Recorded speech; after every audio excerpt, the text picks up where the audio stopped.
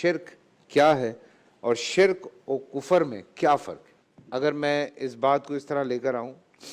کہ انسان کس کس طرح سے شرک کرتا ہے۔ بسم اللہ الرحمن الرحیم۔ فیصل بھائی، پہلے میں کچھ بہت ابتدائی نوعیت کی باتیں یہاں پر پیش کرنا چاہتا ہوں کہ اللہ تعالیٰ کے تمام انبیاء علیہم السلام نے جو دین پیش کیا ہے وہ دین اسلام ہے، بے شک، اور اللہ کے ہر نبی کی تعلیم میں ڈائریکٹیو پرنسپلز میں کبھی کوئی اختلاف نہیں رہا۔ یہاں تک کہ آپ غور کیجئے کہ بعض لوگوں کو اشتباہ ہو جاتا ہے کہ غیر اللہ کو سجدہ کرنا بھی شرک ہے، جبکہ اگر وہ سجدہ عبادت کی نیت سے ہو تو شرک ہے، تعظیم کی نیت سے ہو تو ہماری شریعت میں اللہ تبارک و تعالیٰ نے اسے حرام قرار دے دیا۔ تو وہ سجدہ جو اللہ تبارک و تعالیٰ کے حکم سے حضرت آدم علیہ السلام کو کیا گیا، وہ عبادت کا سجدہ نہیں تھا، وہ تعظیم کا سجدہ تھا۔ اسی طرح جو حضرت یوسف علیہ السلام کو ان کے والدین اور بھائیوں نے سجدہ کیا، اس کا ذکر بھی قرآن مجید میں ہے، وہ سجدہ بھی تعظیم کے لیے ہے، وہ سجدہ عبادت کے لیے نہیں ہے۔ لیکن آپ صلی اللہ علیہ وآلہ وسلم نے اس بات کو اپنی احادیث میں بیان کر دیا، اور بعض محدثین کے نزدیک یہ احادیث تواتر کی حد کو پہنچ چکی ہیں کہ آپ علیہ الصلوۃ والسلام نے غیر اللہ کو سجدہ کرنے سے منع فرما دیا۔ تو اب ہماری شریعت میں یہ حرام ہے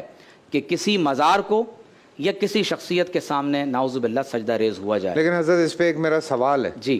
جس صوبے میں ہم بیٹھے ہیں وہاں سب سے بڑا مسئلہ یہ ہے کہ باقاعدہ وہ جھک کے پیروں کو ہاتھ لگاتے ہیں۔ دیکھیے ہمارے ہاں مطلب میں نے اپنی آنکھوں سے دیکھا ہے کہ ایسی کوئی شخصیت یا ایسے جو بڑے لوگ ہوتے ہیں، پیر ہیں یا اور اس طرح کے لوگ ہیں، باقاعدہ میں نے بھٹ شاہ میں دیکھا اپنی آنکھوں سے،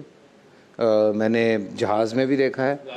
لال شہباز قلندر پہ بھی دیکھا ہے، میں نے عبداللہ شاہ غازی پہ بھی دیکھا ہے، میں نے داتا صاحب پہ بھی دیکھا ہے، میں نے ہر جگہ دیکھا ہے، لوگ باقاعدہ جا کے سجدوں میں گرے ہوتے ہیں۔ فیصل بھائی، یہ آپ نے بہت اہم بات کی طرف توجہ دلائی ہے، اور میں یہ سمجھتا ہوں کہ اس کو بالکل واضح طور پر ہمارے سامعین کو سمجھ لینا چاہیے کہ مزارات پر جو سجدہ کیا جا رہا ہے یہ حرام ہے، جو طواف کیا جا رہا ہے یہ شرعاً حرام ہے، اس کی کوئی اجازت نہیں،